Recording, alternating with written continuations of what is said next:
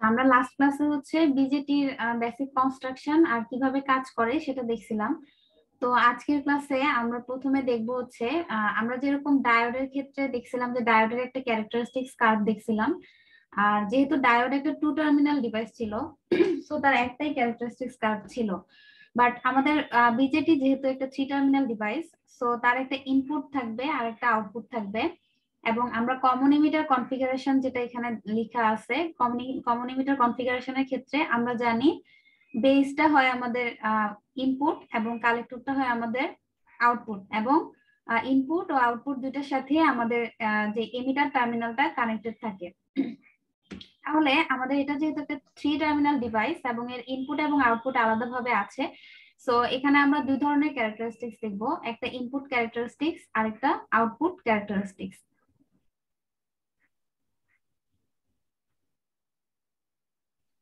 So প্রথমে আমরা যখন ইনপুট ক্যারেক্টারিস্টিক্স কার্ভটা দেখবো, দ্যাট মিন্স বোঝাবে নরমালি আমরা ক্যারেক্টারিস্টিক্স কার্ভে কি করি, voltage versus current.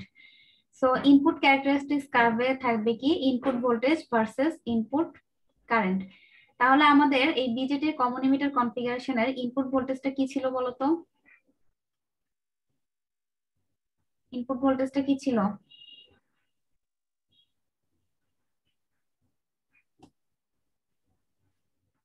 Input voltage কি ছিল বলো?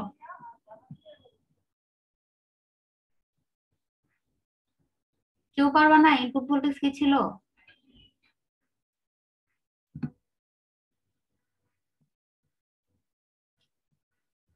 ইনপুট ভোল্টেজ হচ্ছে কি আমাদের বেস যেহেতু ইনপুট টার্মিনাল, সো ইনপুট ভোল্টেজটা হচ্ছে কি ভিবিই। ভিবি। হ্যাঁ, ভিবিই। আর ইনপুট কারেন্ট কোনটা হবে? ম্যাম কারেন্ট যেহেতু তো ইটাই কারেন্ট। এখানে দেখানো হয় নাই, বাট এটা বুঝে নিতে হবে তো তোমাদের। হ্যাঁ, আইবি হবে। তো হচ্ছে আইবি, আইসি, আইসি। আই তাহলে ইনপুট কারেন্ট হবে আমাদের I B. B.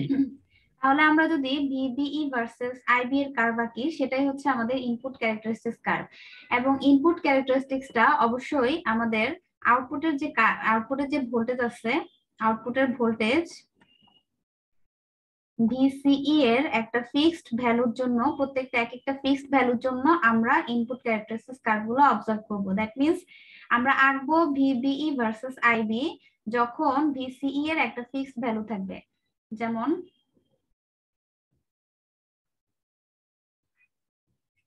X Axis বরাবর আমাদের ইনপুট ভোল্টেজ ভিবিই থাকবে এবং ওয়াই অ্যাক্সিস বরাবর আউটপুট ইনপুট কারেন্ট আইবি থাকবে। এখন আমরা যদি খেয়াল করি যে আমাদের ইনপুটটা আসলে কি, ইনপুটটা হচ্ছে এই জায়গাটা, এবং এই জায়গার ইনপুটটা হচ্ছে কি base to emitter. Base to এমিটারের যে পিএন জাংশনটা আছে, এটাই তো আমাদের ইনপুট, তাই না? এবং এই বেস টু এমিটারের পিএন জাংশনটাকে আমরা কি করে রাখছি, ফরওয়ার্ড বায়াস করে রাখছি। তাহলে ফরওয়ার্ড বায়াস করে রাখলে এটা জাস্ট লাইক একটা ডায়োডের মতো কাজ করবে। মানে একটা ডায়োডের ফরওয়ার্ড ক্যারেক্টারিস্টিক্স দেখতে যেমন হবে, আমাদের এই ট্রানজিস্টরের ইনপুট ক্যারেক্টারিস্টিক্স কার্ভটাও ঠিক সেরকমই হবে দেখতে। যেহেতু আমরা এটা একটা পিএন জাংশন এবং এটাকে আমরা ফরওয়ার্ড বায়াস করে রাখছি, সো আমরা এরকম একটা গ্রাফ পাবো। ঠিক আছে?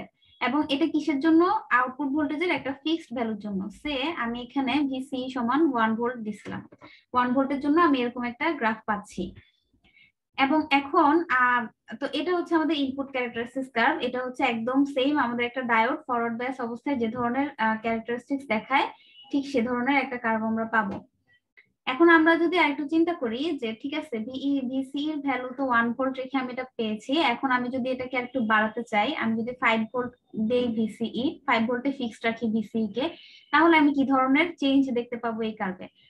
দ্যাট মিন্স এখানে যদি আমি 5 ভোল্ট রাখি, তাহলে আমার এই যে ইনপুট ক্যারেক্টারিস্টিক্স যে আইবি এর ভ্যালু কোনো চেঞ্জ হয় কিনা, আমি যদি ভিসি এর ভ্যালুটা বাড়াই, সেটা আমরা কিভাবে বুঝবো? ধরো আমি ভিসি বাড়াচ্ছি 5 ভোল্ট, আমি কাকে বাড়াচ্ছি? ভিসি হচ্ছে কোথায়, এই কালেক্টর টু এমিটার, তাই না? এই কালেক্টর থেকে এমিটারের মধ্যে যে ভোল্টেজটা, সেটা এই ভোল্টেজটা যদি বাম দিকে লক্ষ্য করো, এটা হচ্ছে কোন দুইটা ভোল্টেজের যোগফল? VCB plus VBE, VCB plus VBE, এই দুইটা ভোল্টেজের যোগফল না? এই পুরাটা ভিসিই। ভিসিই কে আমি লিখতে পারি ভিসিবি প্লাস VBE। এখন VBE যেটা আছে সেটা হচ্ছে আমাদের এই যে ফরওয়ার্ডের যে ক্যারেক্টারিস্টিক্স কার্ভটা, VBE হচ্ছে আমাদের কি থ্রেশহোল্ড ভোল্টেজটা আর কি। VBE এর ভ্যালু সবসময় ফিক্সড থাকবে এবং এটা হচ্ছে সিলিকন ডায়োডের জন্য 0.7 ভোল্ট, বুঝছো? মানে এটা আমাদের থ্রেশহোল্ড ভোল্টেজটা আর কি, যে ইনপুটের যে জাংশনটা সেই জাংশনের থ্রেশহোল্ড ভোল্টেজটা দিয়ে আমরা ব্যারিয়ার পটেনশিয়ালটাই হচ্ছে VBE। তো দ্যাট মিন্স VBE এর ভ্যালু সবসময় ফিক্সড। VBE ফিক্সড হয়ে গেলে আমরা এখন বাড়াচ্ছি কাকে? VCE কে। VCE যদি বাড়াই তাহলে VBE যদি ফিক্স থাকে তাহলে কে বাড়বে? VCB এর ভ্যালুটা বেড়ে যাবে, তাই না? VCB বাড়তেছে। তো VCB বলতে কি বোঝায়? VCB মানে হচ্ছে এইখানে যে জাংশনটা আছে এই জাংশনটার যে ভোল্টেজটা সেটাই তো, এই জাংশনটাই তো, তাই না? VCB। তাহলে এই জাংশনটা কোন বায়াসে আছে? রিভার্স বায়াসে আছে। এই জাংশনটা রিভার্স বায়াসে আছে। এখন VCE বাড়ানোর সাথে সাথে যদি এই জাংশনের রিভার্স বায়াস বেড়ে যায়, রিভার্স বায়াস বাড়ার মানে কি হবে? আমার এখানে যে ডিপ্লেশন রিজিয়নটা ছিল সেটা আরো বেশি চওড়া হয়ে যাবে এবং পি রিজিয়নটা আরো ছোট হয়ে যাবে। আমরা জানি কি আমাদের যে ইলেকট্রনগুলো এমিটার থেকে আসতেছিল তারা হচ্ছে এখানে রিভার্স বায়াস পেয়ে তারা অ্যাট্রাক্টেড হয়ে এই পাশে চলে যাচ্ছিল কালেক্টর কারেন্ট হিসেবে, এবং বাকি যে ইলেকট্রনগুলো হোলের সাথে রিকম্বিনেশন হচ্ছিল পি রিজিয়নে তারা হচ্ছে বেস কারেন্ট জেনারেট করছিল, তাই না? সো এখন আমি যখন এখানে রিভার্স বায়াস বাড়াচ্ছি, রিভার্স বায়াস বাড়ালে এখানে যে ইলেকট্রনগুলো এমিটার থেকে আসতেছিল পি রিজিয়নে তারা আরো বেশি শক্তি পাবে ওই পাশে চলে যাওয়ার জন্য এবং আইসি কারেন্ট ক্রিয়েট করবে। সো তারা যখন আরো বেশি শক্তি পাবে তখন তারা হোলের সাথে রিকম্বাইন কম হবে এবং তারা ওইদিকে চলে যাবে, তাই না? আইসি কারেন্টের পরিমাণটা বাড়ায় দিবে। এবং হোলের সাথে যেহেতু তাদের রিকম্বিনেশন এখন কম হয়ে যাচ্ছে, সো হোলের সাথে রিকম্বিনেশনের ফলে যে কারেন্ট সৃষ্টি হয় আইবি কারেন্ট, বেস কারেন্ট, সেই বেস কারেন্টের পরিমাণ কি হয়ে যাবে বলতো? কি হয়ে যাবে? কমে যাবে। কারণ আমি এখন তো রিকম্বিনেশন কম হতে পারতেছে, যার দ্বারা আইবি কারেন্ট সৃষ্টি হতো সেই আইবি কারেন্টের কস্টটা হচ্ছে কমে যাচ্ছে। সো কারেন্টের পরিমাণটাও কি হবে? এদিকে কমে যাবে, এদিকে কম পরিমাণ ইলেকট্রন এদিকে আসবে, সো এদিকে আমাদের কারেন্টের পরিমাণটা কমে যাবে। সো আমরা দেখতে পাচ্ছি যে আমরা যখন VCE বাড়াচ্ছি তখন আমাদের VCB বাড়তেছে। VCB হচ্ছে আমাদের আউটপুটের যে জাংশনটা সেই জাংশনটার রিভার্স ভোল্টেজটা বাড়তেছে। তাহলে আমি রিভার্স বায়াসটা যদি বাড়তে থাকে তাহলে আমার এই দিক থেকে এমিটার থেকে যে ইলেকট্রন গুলো কালেক্টরের দিকে যাচ্ছিল সেই ইলেকট্রন গুলো আরো বেশি শক্তি পাবে এবং কালেক্টরের দিকে গিয়ে সে কালেক্টর কারেন্টের পরিমাণটা বাড়িয়ে দিবে, এবং যে কারণে আমাদের পি রিজিয়নে যে হোল গুলা ছিল যাদের সাথে রিকম্বাইন হয়ে ইলেকট্রন গুলো বেস কারেন্ট জেনারেট করতো সেই রিকম্বিনেশনের পরিমাণটা কমে যাবে, কারণ বেশিরভাগ ইলেকট্রন তো ওই পাশে চলে যাবে। সো রিকম্বিনেশন কমে যাওয়ার কারণে আমাদের বেস কারেন্টের ভ্যালুটা কমে যাবে। দ্যাট মিন্স আমি যখন VCE ভ্যালু বাড়াবো সেটা আমাদের ইন্ডিকেট করতেছে কি আইবি বা ইনপুট কারেন্টের ভ্যালুটা তখন কমে যাবে, ঠিক না? এবং সিমিলারলি আমি যদি আরেকটু চিন্তা করি আইসির ভ্যালুটা বেড়ে যাবে, তাই না? আইসি ভ্যালুটা কিন্তু বেড়ে যাচ্ছে, আরো বেশি ইলেকট্রন এই পাশে যাচ্ছে এবং আইসি কারেন্ট প্রডিউস করতেছে, তাই না? তাহলে আমাদের VCE এর যে ইফেক্টটা, VCE এর ভ্যালু যদি আমরা বাড়াই তাহলে আইবি এর ভ্যালু বেড়ে যাবে। তাহলে আমরা VCE এর ভ্যালু ধরো আমি এখন 5 ভোল্টে রেখে আমি আমার গ্রাফটা ইনপুট ক্যারেক্টারিস্টিক্স কার্ভটা দেখতে যাচ্ছি, তখন কার্ভটা হবে এরকম, VCE সমান 5 ভোল্ট। এখন আমি ধরো আরো 10 ভোল্টে রাখতে চাই, 10 ভোল্ট হলে কি হবে? 10 ভোল্ট হলে এরকম একটা আমি গ্রাফ পাবো। সো এরা যে এটা দেখে আমি কিভাবে বুঝবো যে আমার আইবি ভ্যালু কমতেছে? ধরো যে কোনো একটা ফিক্সড ভিবি এর জন্য আমি আইবি আছে এদিকে দেখাই, আইবি ভ্যালুটা বের করার চেষ্টা করি। দেখো প্রথমে যখন 1 ভোল্ট ছিল তখন আমার আইবির ভ্যালু ছিল এটা, ঠিক আছে? তারপর যখন 5 ভোল্ট ছিল তখন আমার আইবির ভ্যালু হচ্ছে এটা, এবং যখন 10 ভোল্ট দিলাম আমি আউটপুটে তখন আমার আইবির ভ্যালু হয়ে গেল এটা, ঠিক আছে? তো আমরা দেখতে পাচ্ছি আইবির ভ্যালুটা কমতেছে, যখন আমি VCE এর ভ্যালুটা বাড়াচ্ছি তখন আমার আইবির ভ্যালুটা কমে যাচ্ছে। এটা হলো আমাদের ইনপুট ক্যারেক্টারিস্টিক্স কার্ভটা বিজেটির। সবাই কি বুঝছো? জি ম্যাম। আচ্ছা, এরপরে আমরা এখন আউটপুট ক্যারেক্টারিস্টিক্স কার্ভ দেখব।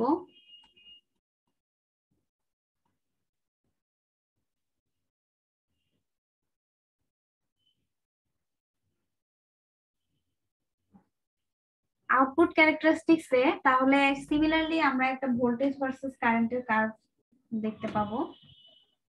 তো আচ্ছা, আমি কি রেকর্ডিং কি অন আছে? জি ম্যাম আছে। আচ্ছা, আউটপুট ক্যারেক্টারিস্টিক্সে তাহলে আমরা কি করব, output voltage versus output current. তাহলে আমাদের আউটপুট ভোল্টেজটা কি বলতো? ভিসিই, তাই না? Collector two emitter voltage. এবং আউটপুট কারেন্টটা কি?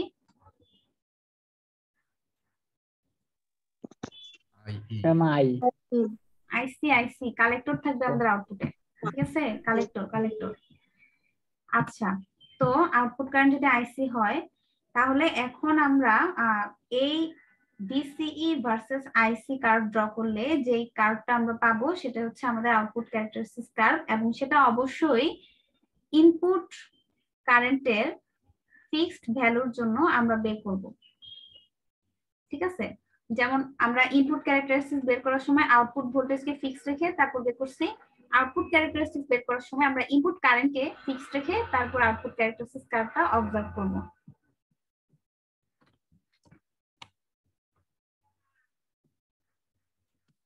দেখতে পাচ্ছ না এটা কার্ভটা?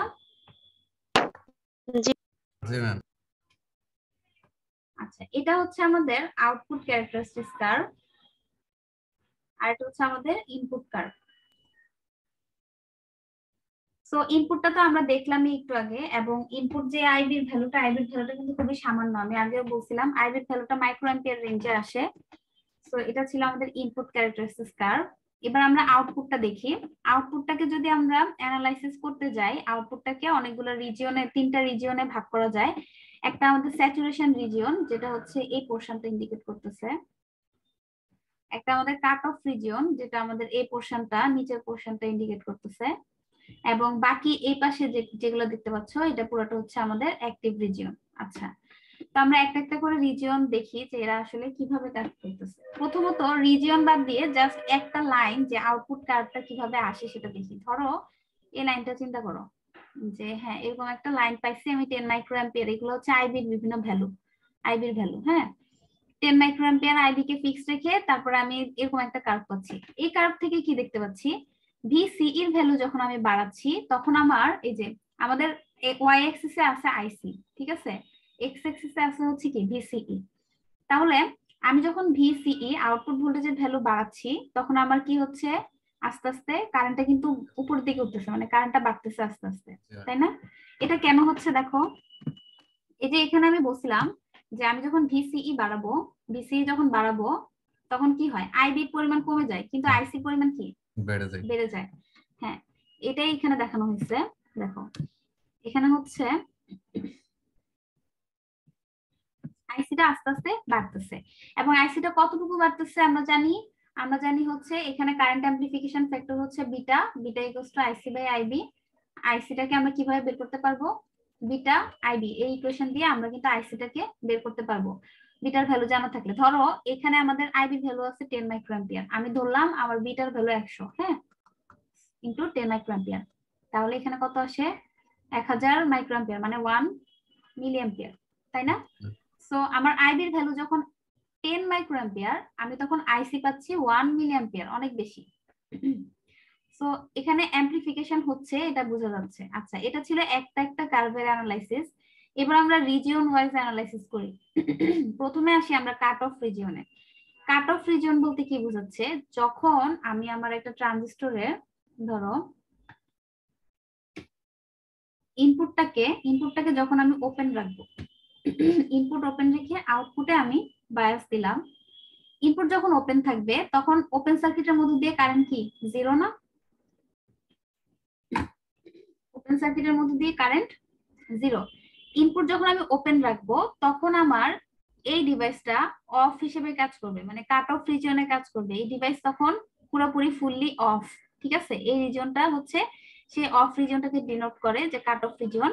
এবং কাট অফ রিজিয়নে আমরা যেটা ভিজুয়ালাইজ করতে পারি, যে এখানে যেহেতু রিভার্স বায়াস আছে এবং আমাদের এখানেও কোনো কারেন্ট ফ্লো হচ্ছে না, আমরা বলতে পারি যে ডায়োডটা কাট অফ রিজিয়নে, ডায়োডটা হচ্ছে অফ অবস্থায় থাকে।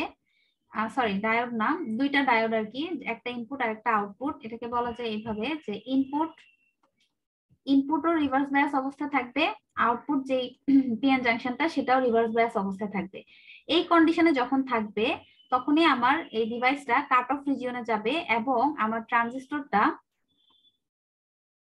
ট্রানজিস্টর ফুললি অফ অবস্থা থাকবে। ঠিক আছে, একটা অফ সুইচের মতো এটা কাজ করবে। এটা হচ্ছে আমাদের কাট অফ রিজিয়ন। যখন আমি ইনপুটটা যখন ওপেন রাখবো তখন আমি কাট অফ রিজিয়ন পাবো। দ্যাট মিনস আইবির পরিমাণ 0 থেকে যত নিচের দিকে যাবে, মানে 0-র পরেই হচ্ছে কাট অফ রিজিয়ন। আইবি তুমি যখন আস্তে আস্তে আইবির ভ্যালু দিতে থাকবা তখন তুমি কিন্তু আউটপুটে কার্ভ পাবা। এর আগে কিন্তু এগুলো হচ্ছে কাট অফ রিজিয়নে থাকবে।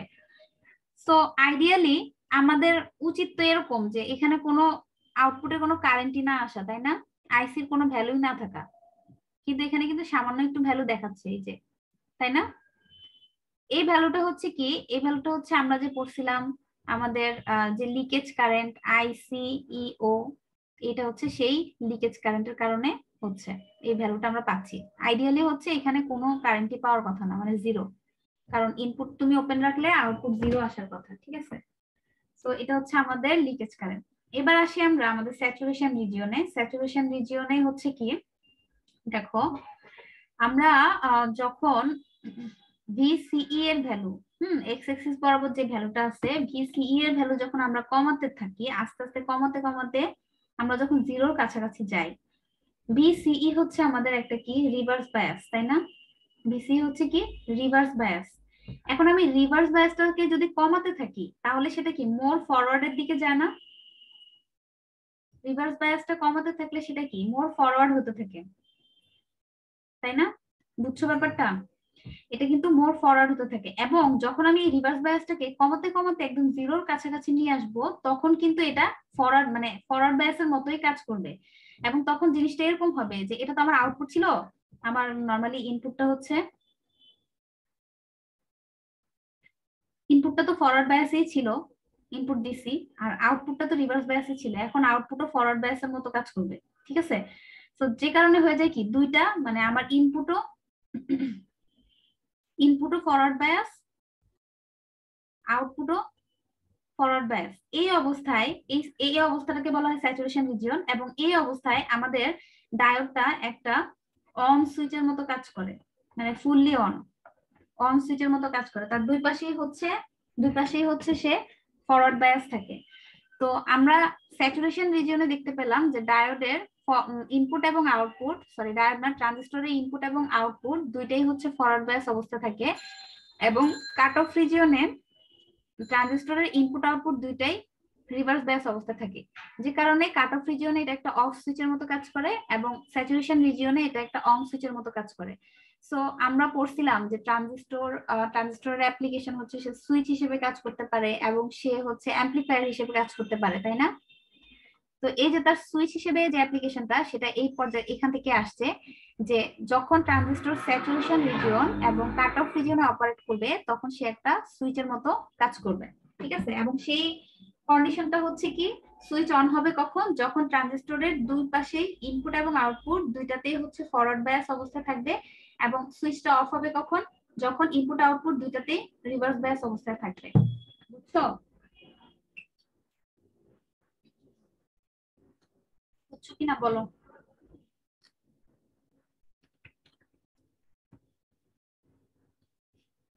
তোমরা কি বুঝতেছো?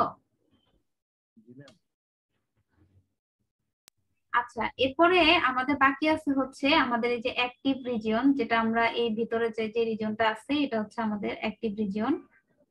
সো এই অ্যাক্টিভ রিজিয়নে যে কাজটা হয়, অ্যাক্টিভ রিজিয়নে অ্যাকচুয়ালি আমাদের অ্যাম্পলিফায়ার হিসেবে কাজ করে, যে সেই কাজটা হবে অ্যাক্টিভ রিজিয়নে। ট্রানজিস্টর যে অ্যাম্পলিফায়ার হিসেবে কাজ করে সেই কাজটা হয় আমাদের অ্যাক্টিভ রিজিয়নে। এবং এই অবস্থাটা হচ্ছে কি, আমি গত ক্লাসে তোমাদের বলছিলাম যে ট্রানজিস্টরকে যদি বিজেটিকে যদি অপারেট করতে হয় তাহলে তার ইনপুটকে আমরা ফরওয়ার্ড বায়াস এবং আউটপুটকে রিভার্স বায়াস করব। সেটার কারণ হচ্ছে এটা যে একটা ট্রানজিস্টর বা বিজেটি অ্যাম্পলিফায়ার হিসেবে তখনই কাজ করবে যখন তার ইনপুটে ফরওয়ার্ড বায়াস এবং আউটপুটে রিভার্স বায়াস আমরা দিব। সো এটাই অ্যাকচুয়ালি আমরা এতক্ষণ ধরে দেখতেছিলাম এই কন্ডিশনটাই, এবং তখনই আমাদের ট্রানজিস্টরটা একটা অ্যাম্পলিফায়ার হিসেবে কাজ করবে। কিভাবে কাজ করবে সেটা তো একটু আগে বললাম, এই যে আইসির ভ্যালু আমাদের বিটা টাইমস আইবি হবে, ঠিক আছে? এই যে আইসির ভ্যালু বাড়তেছে, বিটা বিটা টাইমস আইবি হিসেবে আইসির ভ্যালুটা বাড়তে থাকে। তো এই হচ্ছে আমাদের অ্যাক্টিভ রিজিয়ন। অ্যাক্টিভ রিজিয়নে সে অ্যাম্পলিফায়ার হিসেবে কাজ করে। এই হচ্ছে তিনটা রিজিয়ন আমাদের আউটপুট ক্যারেক্টারিস্টিক্স কার্ভের, একটা কাট অফ রিজিয়ন, একটা স্যাচুরেশন রিজিয়ন, আর একটা হচ্ছে অ্যাক্টিভ রিজিয়ন। সবাই কি বুঝছো এই যে আউটপুট ক্যারেক্টারিস্টিক্স কার্ভটা? জি ম্যাম। ম্যাম আরেকবার একটু বলেন। বুঝো নাই? আচ্ছা, না এটা বলেন এখনই। কোন জায়গাটা বুঝো নাই দেখি বলো তো। ম্যাম ওই যে মানে অ্যাম্পলিফায়ার যে মানে ট্রানজিস্টর যে অ্যাম্পলিফায়ার হিসেবে কাজ করে, তারপরে যেটা বললেন এটা বুঝি নাই, নেট আচ্ছা প্রবলেম ছিল। আচ্ছা, ট্রানজিস্টর এই যে অ্যাম্পলিফায়ার হিসেবে কাজ করে হচ্ছে যখন সে অ্যাক্টিভ রিজিয়নে অপারেট করবে তখন সে অ্যাম্পলিফায়ার হিসেবে কাজ করবে। এবং অ্যাক্টিভ রিজিয়নে কখন অপারেট করবে? যখন আমরা ট্রানজিস্টরের ইনপুটে ফরওয়ার্ড বায়াস এবং আউটপুটে রিভার্স বায়াস দিব, যেটা এতক্ষণ ধরে বা গত ক্লাসে আমরা দেখে আসতেছিলাম, বুঝছো?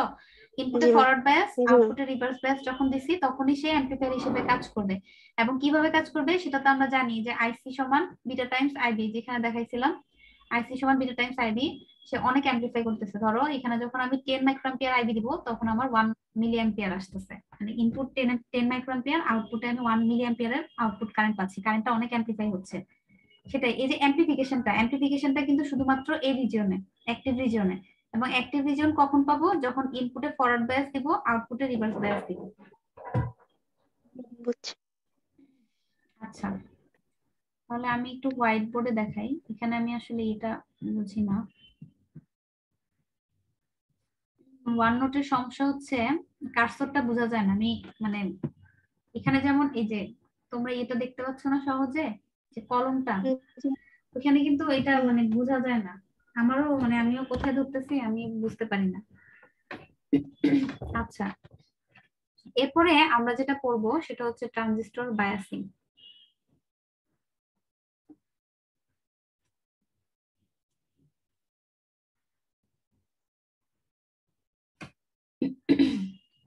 বায়াসিং করার জন্য আমাদের দুটো টার্মস এর সাথে পরিচিত হতে হবে। একটা হচ্ছে অপারেটিং পয়েন্ট,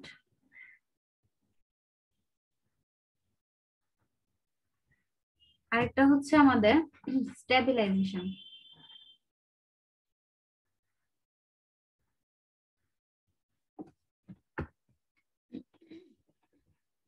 অপারেটিং পয়েন্ট হচ্ছে কি? অপারেটিং পয়েন্ট হচ্ছে সেই পয়েন্ট যেটা আমরা যখন জিরো ইনপুট সিগন্যাল দিব, জিরো ইনপুট, দ্যাট মিন্স আমরা ইনপুটে যখন কোনো সিগন্যাল দিব না, ইনপুটে কোনো সিগন্যাল দিব না, তখন আউটপুটের যেই আইসি এবং ভিসিই এর ভ্যালু পাবো সেটাই হচ্ছে আমাদের অপারেটিং পয়েন্ট।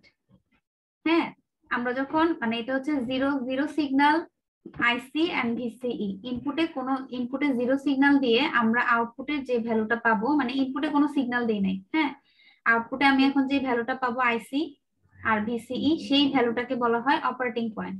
এবং এরা আসলে অপারেটিং পয়েন্ট বলার একটা কারণ হচ্ছে এটা আসলে আমি গ্রাফিক্যালি একটা পয়েন্ট রিপ্রেজেন্ট করে আমাদের আউটপুট ক্যারেক্টারিস্টিক্স কার্ভে। যে পয়েন্টটা হচ্ছে এভাবে দেখা যায়, দেখো আউটপুট ক্যারেক্টারিস্টিক্স হচ্ছে কি ভিসিই আইসি। হ্যাঁ, সো আমাদের কার্ভটা ছিল এরকম।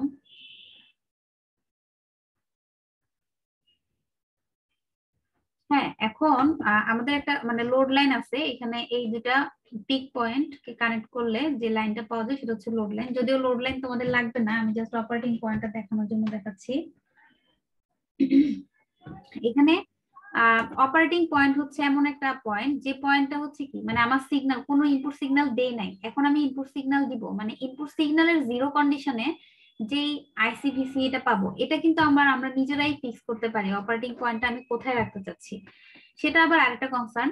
যেমন ধরো আমি যদি ধরলাম যে আমি এখানে একটা অপারেটিং পয়েন্ট দিলাম, এখানে একটা দিলাম, এখানে একটা দিলাম, তিনটার মধ্যে পার্থক্য কি হবে? আমি যখন এখানে অপারেটিং পয়েন্ট দিচ্ছি দ্যাট মিন্স আমার সিগন্যালটা, ইনপুট সিগন্যালটা শুরু হবে এখান থেকে।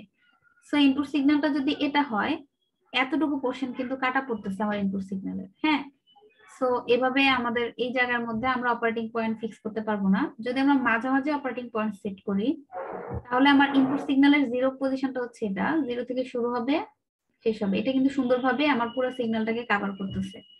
আবার যদি আমি এখানে দিতে চাই, এখানে দিলেও কি হবে, বাদ পড়বে আমার সিগন্যাল, নিচের অংশটা কাটা যাবে।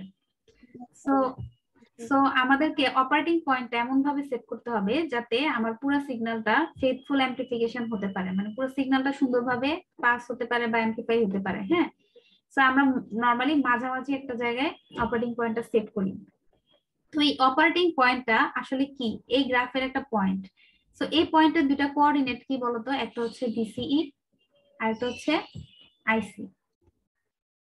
বিসিই আইসি, এই জন্যই এটাকে এই দুইটা ইয়ে দিয়ে রিপ্রেজেন্ট করা হয়, কারণ এটা হচ্ছে আমার এই গ্রাফের দুইটা কোঅর্ডিনেটের কম্বিনেশন, মানে একটা পয়েন্ট আর কি।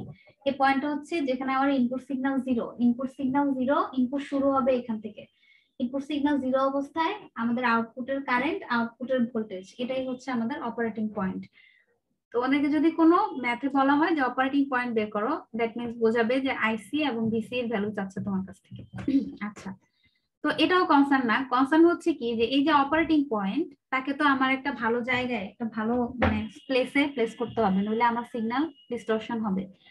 সো এটা আমি ধরো প্লেস করলাম। সমস্যা যেটা হয়, এই অপারেটিং পয়েন্ট টেম্পারেচার ডিপেন্ডেন্ট, অনেক বেশি টেম্পারেচার ডিপেন্ডেন্ট, এবং এবং ট্রানজিস্টরের যে প্যারামিটার আছে, ট্রানজিস্টরের প্যারামিটারের উপরও ডিপেন্ডেন্ট।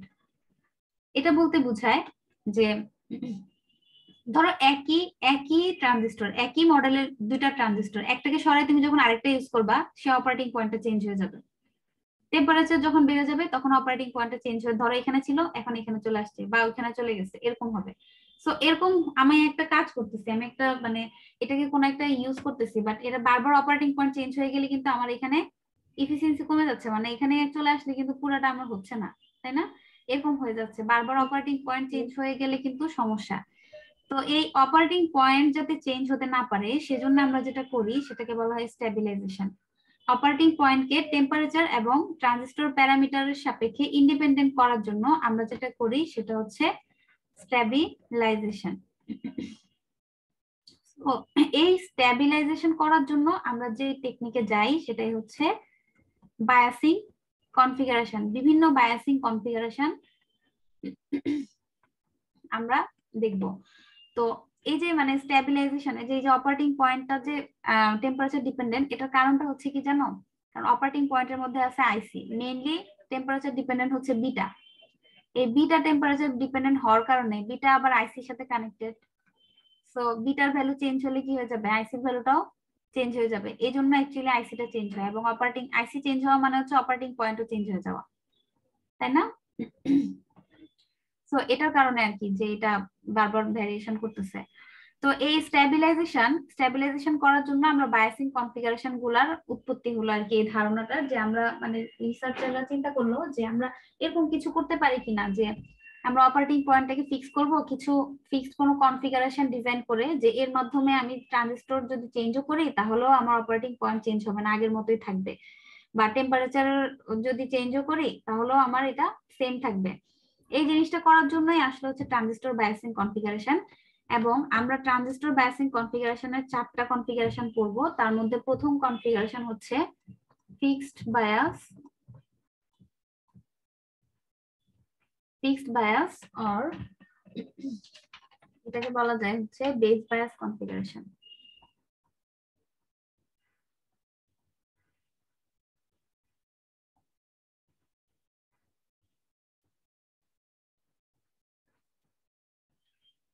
হ্যাঁ, তো এই ফিক্সড বায়াস আর বেস বায়াস কনফিগারেশন হচ্ছে একদম প্রিলিমিনারি স্টেজের কনফিগারেশন যেটা ডিজাইন করা হয়েছিল, বাট এটা আসলে খুব একটা ইফেক্টিভ না। কারণ আমরা জানি যে কোনো কিছু প্রথমটা খুব বেশি ইফেক্টিভ হয় না, পরে এটা নিয়ে আরো রিসার্চ করা হয়, পরে আরো ভালো আরো কিছু ডেভেলপ করা হয়।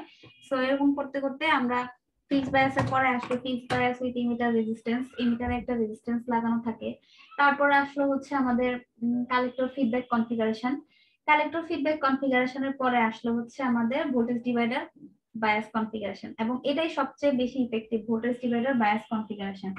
ঠিক আছে, তো আমরা আস্তে আস্তে দেখবো। তো এই বায়াস কনফিগারেশন গুলার ম্যাথ আমরা সলভ করব, সবাই খুব মনোযোগ দিয়ে ম্যাথ করবা এবং এগুলো থাকবে, হ্যাঁ এগুলো থেকে ম্যাথ থাকবে, বায়াস কনফিগারেশনের ম্যাথ পরীক্ষা থাকবে। তো সবাই একটু অ্যাটেনটিভ হয়ে একটু বোঝার চেষ্টা হ্যালো করো। ম্যাম। হ্যাঁ বলো। ম্যাম বলছিলাম যে আমাদের ফাইনাল তো অন সাইডে হচ্ছে, হুম। সেহেতু আমাদের কোশ্চেন সম্পর্কে একটু ধারণাগুলো দিলে ভালো হয় ম্যাম। সবই কি ম্যাথ থাকবে না ওর অন্য কোনো ডেফিনেশন টাইপের কোশ্চেনও থাকবে? ডেফিনেশন তো থাকতেই পারে, দুই একটা ডেফিনেশন তো থাকতেই পারে, এটা তো বলার কিছু নাই, যা কিছু পড়ানো হচ্ছে সব পড়তে থাকবা, ম্যাথ করবা। ঠিক আছে, থিওরি তো অবশ্যই লাগবে, থিওরি যদি না লাগতো আমি কি থিওরি পড়াইতাম তোমাদেরকে? অবশ্য থিওরি না পড়ালে কিছু বোঝা যায় না, বুঝছো? তুমি যদি থিওরিটা না পড়ে ম্যাথ করতে চাও তাহলে তোমার কনসেপ্টই ক্লিয়ার থাকবে না। ম্যাডাম CO1 CO2 পরীক্ষা হয় না? সরি, বলছি CO1 মানে ওই জায়গাতে শুধু ডেফিনেশন থাকে এরকম? হ্যাঁ ওইটা হচ্ছে এক একটা কোর্সের জন্য এক এক সিও অনুসারে ওভাবে কোশ্চেন করা হবে আর কি। একটা কোর্সের সিও কিন্তু একরকম, CO1 এর যে শুধু ডেফিনেশন, হ্যাঁ CO1 এ ওরকমই থাকে, মানে তোমার জাস্ট সংজ্ঞা টাইপের, তোমার মেমোরাইজ মানে তোমার মেমোরির ক্ষমতা কতটুকু ওইটা যাচাই করা হয় আর কি। আচ্ছা, ফিক্স বায়াস কনফিগারেশনটা তাহলে দেখো, প্রথমে হচ্ছে এটা এরকম একটা কনফিগারেশন থাকে, কালেক্টর একটা রেজিস্টর, বেস একটা রেজিস্টর, তাদের দুইজনকে একসাথে এখানে একটা ভোল্টেজ ভিসিসি দেয়া হয়, আর এমিটারটাকে গ্রাউন্ড করা হয়। এটা হচ্ছে আমাদের আরসি আরবি, আমাদের বেস কারেন্টটা আসবে এদিক দিয়ে, base current, collector current flow হবে এদিক দিয়ে, এবং এমিটার কারেন্ট এদিক দিয়ে চলে যাবে। আরেকটা হচ্ছে কি দেখো, আমাদের মনে রাখবা যে উপরে মানে এখন আমরা ভিসিই কোথায়, এটা হচ্ছে আমাদের কালেক্টর, এমিটার, বেস, ঠিক আছে? ভিসিই হচ্ছে এখানে যে ভোল্টেজটা সেটা, তাই না? এই দুইটা টার্মিনালের মধ্যে যে ভোল্টেজটা। এখন এই যে ভিসিই এটা পজিটিভ টার্মিনাল কোন দিকে হবে, নেগেটিভ কোন দিকে হবে, এটা কিভাবে ডিফাইন করবা? এটা ডিফাইন করার জন্য খেয়াল করবা যে তোমার সাপ্লাই কোথায়। সাপ্লাই যদি পজিটিভ হয়ে থাকে, সাপ্লাই কোথায়? সাপ্লাই এখানে। সাপ্লাই যদি এদিকে হয়, সাপ্লাই এর কাছে যে টার্মিনালটা থাকবে সেটা হবে পজিটিভ মানে হায়ার পটেনশিয়াল, এবং গ্রাউন্ডের কাছে যেটা থাকবে সেটা হবে লোয়ার পটেনশিয়াল বা নেগেটিভ পটেনশিয়াল, মানে সাপ্লাই থেকে শুরু করে সে আস্তে আস্তে গ্রাউন্ডে যাচ্ছে। আবার সিমিলারলি এখানে ভিবিইটা আমাদের ডিফাইন করতে হবে, ভিবিই, এই যেটা হচ্ছে ভিবিই এর ক্ষেত্রে সেম, সাপ্লাই থেকে কাছে হচ্ছে কি বি, এবং পজিটিভ সাপ্লাই, অবশ্যই পজিটিভ সাপ্লাই থেকে কাছে হচ্ছে বি, সো এটা প্লাস এবং এটা হচ্ছে মাইনাস। ঠিক আছে, এটা হচ্ছে জাস্ট মানে নোটেশন দেখালাম আর কি, এখনো কিছু শুরু করিনি। এখন এ ধরনের ম্যাথ থেকে তোমাকে যেটা বলতে পারে, তোমরা কি দেখতেছো ঠিকঠাক ভাবে? জি জি ম্যাম। ম্যাম দেখতেছি। আচ্ছা, এ ধরনের প্রবলেম থেকে যেটা বলতে পারে, তোমাকে বিভিন্ন প্যারামিটার বের করতে বলতে পারে, যেমন আইসি বের করো, আরবি আরসি এগুলো বের করো, অথবা ভিসিসি বের করো বা ভিসিই বের করো, এরকম। সো এ ধরনের প্রবলেম দেখলে আমরা যেটা করব, অথবা বলতে পারো অপারেটিং পয়েন্ট বের করো, অপারেটিং পয়েন্ট মানে হচ্ছে আইসি আর ভিসিই। তো এ ধরনের প্রবলেম দেখলে আমরা আমাদের কিন্তু প্রথমে মাথায় রাখবা সূত্র কিন্তু বেশি নাই, সূত্র আছে দুইটা, সূত্র দুইটার মধ্যে কি কি আছে? আইই সমান আইসি প্লাস আইবি, আর একটা হচ্ছে beta equals to IC by IB, ঠিক আছে? এই দুইটা সূত্রের সাথে এখন আমরা এখানে জাস্ট আরেকটা জিনিস দেখাবো, সেটা হচ্ছে আমাদের এখানে তোমরা চাইলে এটাকে আরেকটু সিম্পলিফাই করে এভাবে লিখতে পারো, আলাদা আলাদা ভাবে লিখতে পারো। বিসিসি বিসিসি, আরসি আরবি, ঠিক আছে, ভিসিই ভিবিই। হ্যাঁ, এখন তোমরা চাইলে এভাবে লিখতে পারো, অথবা তোমরা অভ্যস্ত হয়ে গেলে তোমরা এভাবেই ম্যাথ করে ফেলতে পারবা। তো এখানে মেইনলি যেটা করতে হয় তোমাদের সেটা হচ্ছে, এখানে দুইটা লুপ আছে, একটা হচ্ছে ইনপুট লুপ আর একটা আউটপুট লুপ। শুরু হবে কোত্থেকে? ভিসিসি থেকে শুরু হয়ে ইনপুট মানে বেস দিয়ে গিয়ে গ্রাউন্ডে যাবে, এটা একটা লুপ। আরেকটা লুপ হচ্ছে ভিসিসি থেকে শুরু হয়ে কালেক্টর দিয়ে যাবে মানে আউটপুট দিয়ে যেয়ে আবার গ্রাউন্ডে চলে যাবে, এটা হচ্ছে আরেকটা লুপ। তোমাদের কাজ হচ্ছে এই দুইটা লুপে কেভিএল চালানো, ঠিক আছে? তো ইনপুট লুপে আমরা যদি বলে যে এখানে ধরো আমাদেরকে এখন আইসি আর ভিসি বের করতে হবে, এই দুটা বের করার জন্য আমরা কি করব, ইনপুট লুপের মধ্যে যদি কেভিএল করো তাহলে এদিক থেকে আসো বিসিসি মাইনাস এদিক দিয়ে যে কারেন্টটা ফ্লো হচ্ছে সেটা হচ্ছে কি আইবি, বেস কারেন্ট, এটা বেস তো বেজের রেজিস্টর, আইবি আরবি মাইনাস এখানে কিন্তু এই যে ভিবিই আছে, প্লাস থেকে মাইনাসের দিকে যাচ্ছে, তার মানে হচ্ছে ভোল্টেজ ড্রপ, তো মাইনাস ভিবিই, এটা অবশ্যই অ্যাড করবা, ঠিক আছে? এটা অনেকে ভুল করে, এখানে কোনো পটেনশিয়াল দেয়া নাই দেখে ভাবে যে এখানে কিছু নাই, বাট এটা যখনই ট্রানজিস্টরের দুইটা টার্মিনাল আসবে, দুইটা টার্মিনাল মানে তার মধ্যে একটা ভোল্টেজ ডিফারেন্স অবশ্যই আছে। এখন এই ভিবিই এর ভ্যালু আমি বলছিলাম যে ফিক্সড, এটা হচ্ছে আমাদের 0.7 ভোল্ট, ঠিক আছে? সো আমরা এখান থেকে যদি আইবির ভ্যালুটা বের করতে পারি, আইবির ভ্যালু বের করতে হলে কি করতে হবে,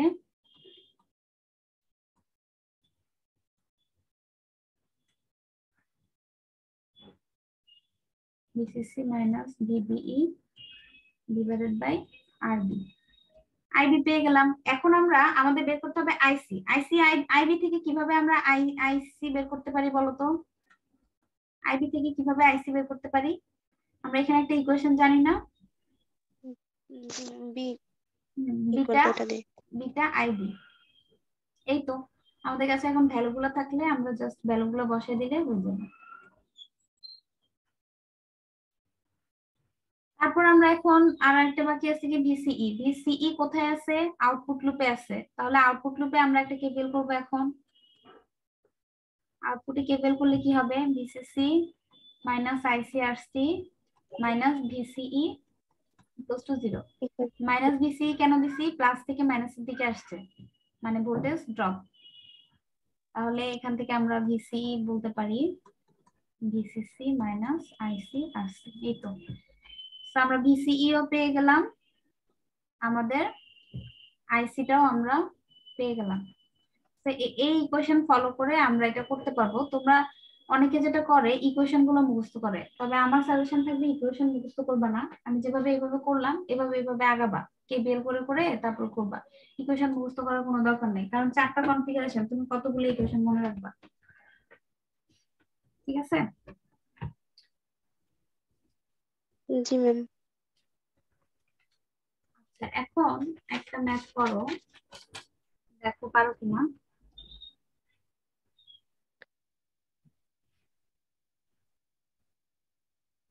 ধরো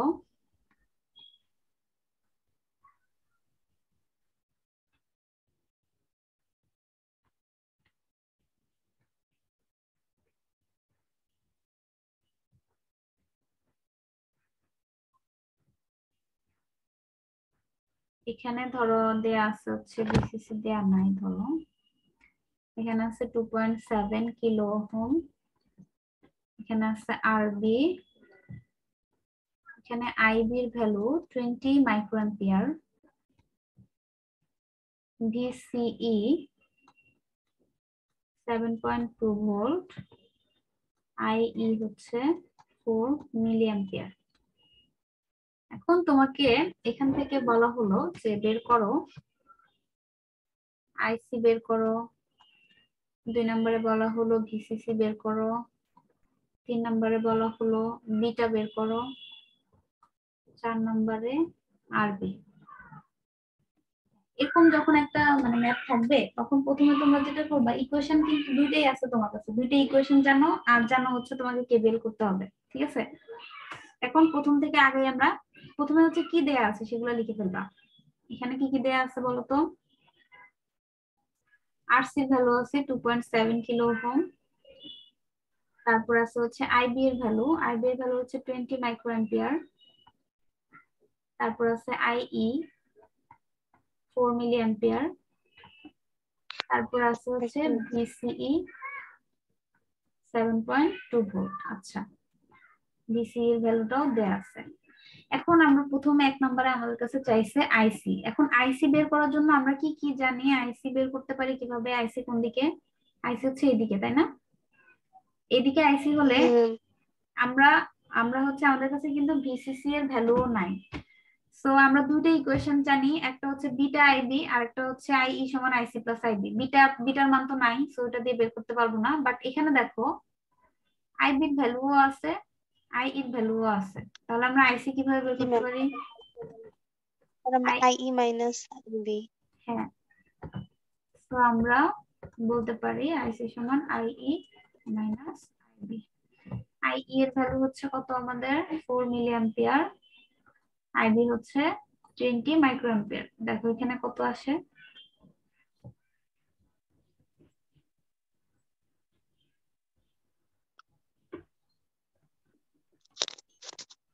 ম্যাম মাইক্রোকে আগে মিলি অ্যাম্পিয়ারে কনভার্ট করতে হবে তাই না ম্যাম? হ্যাঁ হ্যাঁ, মাইক্রোকে মিলি অ্যাম্পিয়ারে কনভার্ট করতে হবে।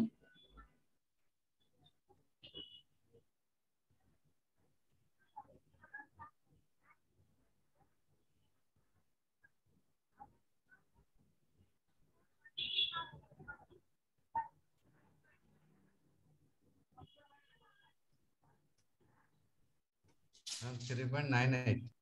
3.98 into 10 to the power minus 3. হ্যাঁ, 3.98 মিলি অ্যাম্পিয়ার, তাই না? আচ্ছা, হুম। এরপরে আমাদের বের করতে হবে ভিসিসি।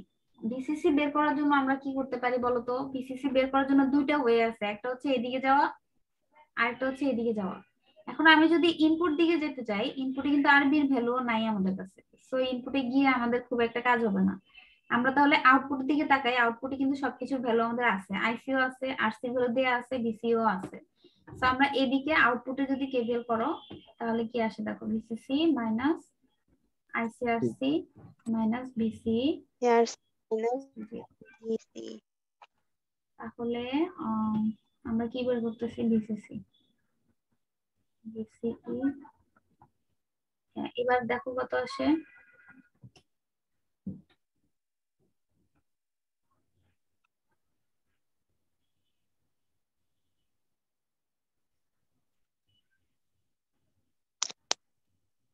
$17.94 ম্যাম।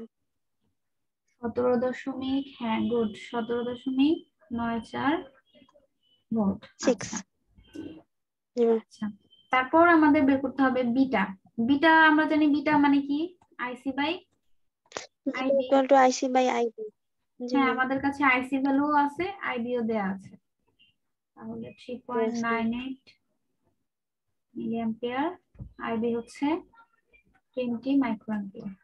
কত আসে দেখো, বিটার একটা বড় ভ্যালু আসবে কিন্তু। 199. হ্যাঁ, 199। বিটার অনেক বড় ভ্যালু আসবে, কারণ বিটার ভ্যালু বড় আসার কারণ কি জানো? কারণ হচ্ছে বিটা হচ্ছে আইসি এবং আইবির রেশিও। আমরা জানি বেস কারেন্ট কি খুব সামান্য না, বেস কারেন্টের পরিমাণ কিন্তু খুব সামান্য, মাইক্রো অ্যাম্পিয়ার রেঞ্জে থাকে। অ্যাম্পিয়ার আছে এইজন্য। তো আমি বড় একটা ভ্যালুকে যদি ছোট একটা ভ্যালু দিয়ে ভাগ করি তাহলে আমার ভ্যালুটা কি বড়ই আসবে। সিমিলারলি আমরা যদি আলফার ভ্যালু কিন্তু 0 থেকে 1 এর মধ্যে হয়, খুব ছোট। এটার কারণ কি জানো? আলফা হচ্ছে কি আইসি বাই আইই, তাই না? এবং আইসি আর আই এর ভ্যালু কিন্তু প্রায় কাছাকাছি। যেমন এখানে দেখো, আই হচ্ছে 4 মিলি অ্যাম্পিয়ার আর আইসি ভ্যালু হচ্ছে কত, 3.98 মিলি অ্যাম্পিয়ার। দুইটা কাছাকাছি ভ্যালুকে যখন তুমি ভাগ করো তখন ভ্যালুটা কিন্তু খুবই কম আসে, একদম পয়েন্ট সামথিং আসবে, তাই না? তো এই জন্য আলফার ভ্যালুটা সবসময় ছোট হয়, 0 থেকে 1, 1 হচ্ছে আলফার হাইয়েস্ট ভ্যালু, আর বিটার ভ্যালু সবসময় অনেক বড় হয়। আচ্ছা, এটা গেল। ডি নাম্বার হচ্ছে এখন কি করবো, আরবির ভ্যালু বের করবো। আরবি বের করার জন্য এখন আমরা এদিকে আমাদের কাছে ভিসিসি আছে, তো আমরা এখন ইনপুট লুপে কেবিএল করব। VCC minus IBRB I minus VBE minus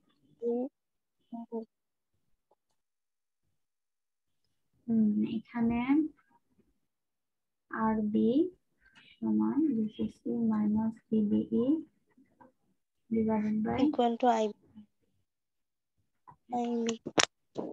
আরবি কত আসে দেখো।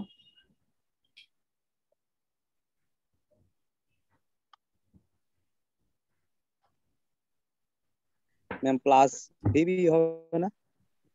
না, প্লাস হবে না, ওই পাশে চলে যাবে তো। জি ম্যাম, জি ঠিক আছে।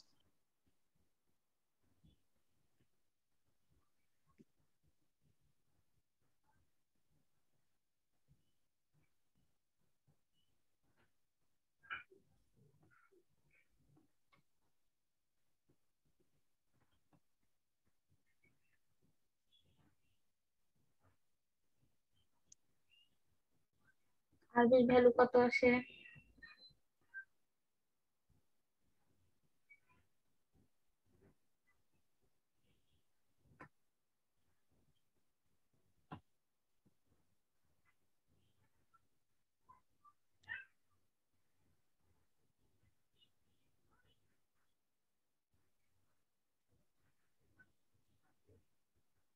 ম্যাম আমাদের ভিবি এর মানটা কই? আচ্ছা, ভিবিই এর ভ্যালু যে 0.7, এটা কিন্তু তোমাকে মনে রাখতে হবে। ও ভিবিই 0.7। আচ্ছা হ্যাঁ।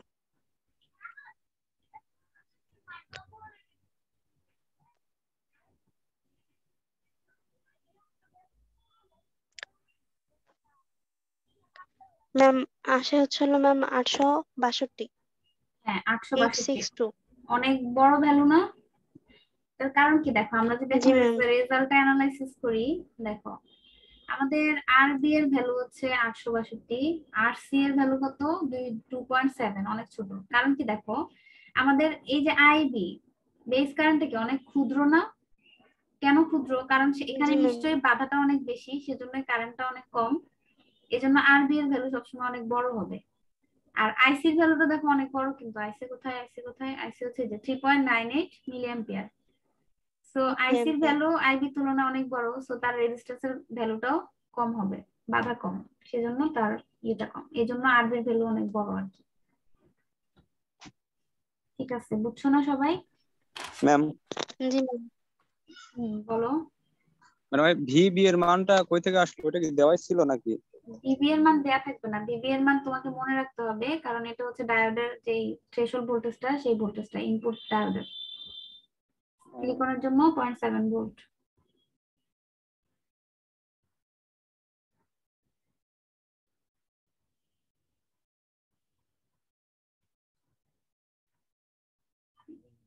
আর সি আর বি, এখানে এটা তো আমাদের কালেক্টর, কালেক্টরের পয়েন্ট ভোল্টেজ, পয়েন্ট পোটেনশিয়াল দেয়া আছে ভিসি ইকুয়ালস টু 6 ভোল্ট। ঠিক আছে, কিন্তু ভিসি এর ভ্যালু কিন্তু নাই। আর আইবি, আইবি সমান 40 মাইক্রো অ্যাম্পিয়ার। আচ্ছা, এটা গেল। আর এদিক দিয়ে তো আইসি যাচ্ছে, এটা জানোই। তো বিটার ভ্যালুটাও দেয়া আছে 80। আচ্ছা, এখন এখান থেকে ডিটারমাইন করতে হবে আইসি, আরসি, আরবি, ভিসিই। তাহলে আমরা প্রথমে কি করব, কি কি দেয়া আছে সেগুলো লিখে ফেলবা।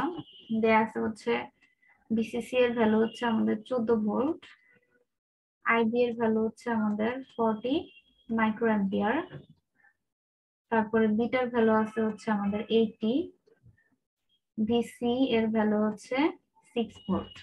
আচ্ছা, আর আমরা জানি ভিবিই হচ্ছে কত? 0.7 ভোল্ট।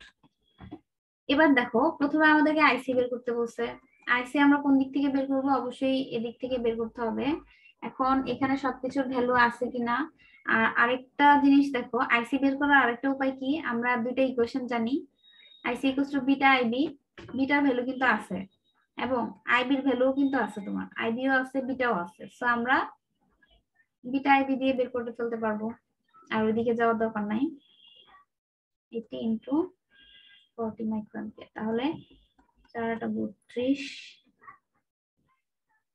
মানে হচ্ছে 3.2 মিলি অ্যাম্পিয়ার। ঠিক আছে, এটা তো বুঝছো সবাই, এটা জানোই। বি নম্বরে বলছে আমাদের আরসি বের করতে। আরসি বের করবো কোত্থেকে? এই আউটপুট থেকে। তাহলে আউটপুটে আমরা যদি একটা কেভিএল করি, 14 minus IC RC minus VCE equals to 0। এখন আমাদের কাছে কিন্তু ভিসি এর ভ্যালু নাই, ভিসি কে আবার কানেক্ট করো না, ভিসি জাস্ট তোমাকে একটা হিন্টস দেওয়া হয়েছে ভিসি এর ভ্যালু বের করার জন্য। ধরো তোমার কাছে দুইটা পয়েন্ট আছে এ আর বি, তোমাকে যদি বি এ বি বের করতে বলা হয়, তুমি কি করবা? বি এ মাইনাস বিবি, তাই না? দুইটার ডিফারেন্সটা নিবা। তাহলে সিমিলারলি তোমাকে এখানে একটা ক্লু দেওয়া হয়েছে যে কালেক্টরের ভোল্টেজ হচ্ছে 6 ভোল্ট, আর তুমি এখান থেকে দেখতে পাচ্ছ এমিটারটা কোথায় কানেক্টেড? গ্রাউন্ডের সাথে কানেক্টেড।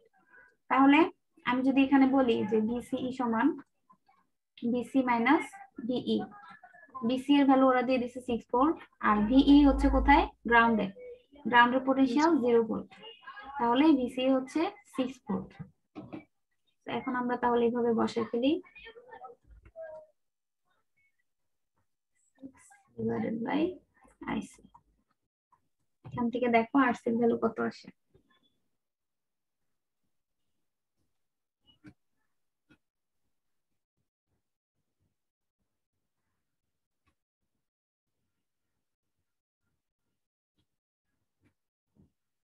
2.5 ম্যাম। 2.5, হ্যাঁ গুড, 2.5 কিলো ওহম। আচ্ছা, এটা বের হয়ে গেল। সি নাম্বারে আমাদের কাছ থেকে আরবি বের করতে বলা হয়েছে। আরবি কিভাবে বের করব? সিমিলার ওয়েতে আমরা এখন আবার ইনপুটে করব। ইনপুটে কেভিএল করব। 14 minus IBRB minus VBE equal to 0। RB সমান হচ্ছে 14 minus VBE divided by IB. এটা দেখো কত আসে।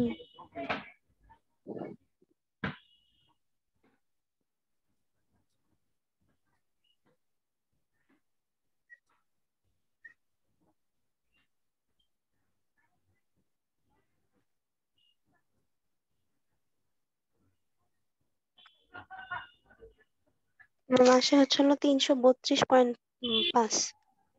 হ্যাঁ, 332.5 kilo ohm.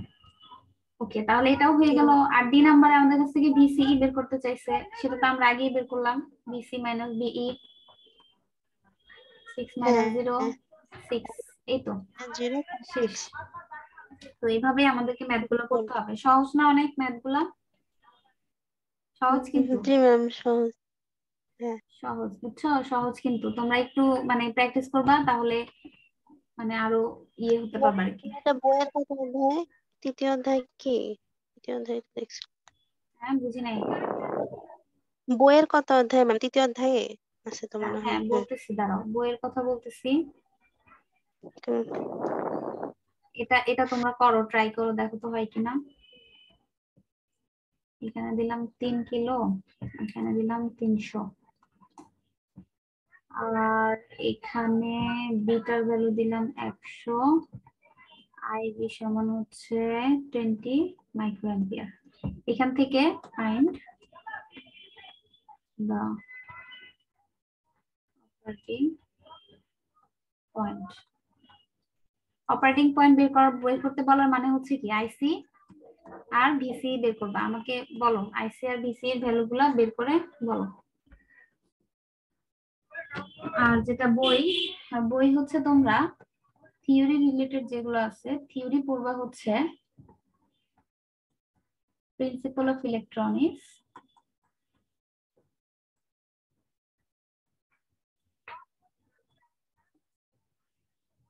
By VK Mehta থেকে। আর এই বায়াসিং এর ম্যাথ গুলা করবা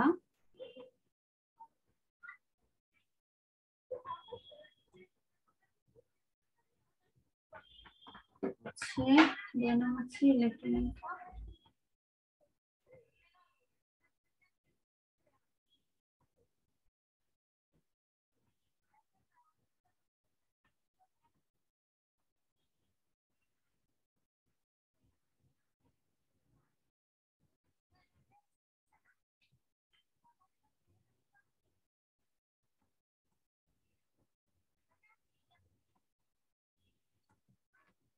ঠিক আছে। এটা করো, এই ম্যাথটা করো, করে আমাকে আনসার বলো। আশা করি এটা সবাই পারবা। ম্যাডাম মিলি অ্যাম্পিয়ারে নিব নাকি মাইক্রো অ্যাম্পিয়ারে রাখবো? মিলি অ্যাম্পিয়ারে নিয়ে যাও। মিলি অ্যাম্পিয়ারে নিয়ে যাব। তাহলে 4 হয় আইসি এর মান। আইসি এর ভ্যালু 4, সবার কি এরকমই হয়? আইসি এর ভ্যালু 4, তারপর বিসি। না ম্যাম ওটা করি না, এখনো করতেছি। আচ্ছা করো। 4 তো হওয়ার কথা না। 4 কিভাবে হয়? আইসি ইকুয়ালস টু বিটা আইবি না? 4 তো হয় না, 2.2। 2 হওয়ার কথা, তাই না? মানে 1 2 হ্যাঁ 2 হবে, 2 হবে, 2000 ভুলে গেছি। হবে। মাইক্রোঅ্যাম্পিয়ার, মানে 2 2 মিলি হবে। অ্যাম্পিয়ার। ওইটাই রাখছিলাম। আচ্ছা, বিসি বের করো।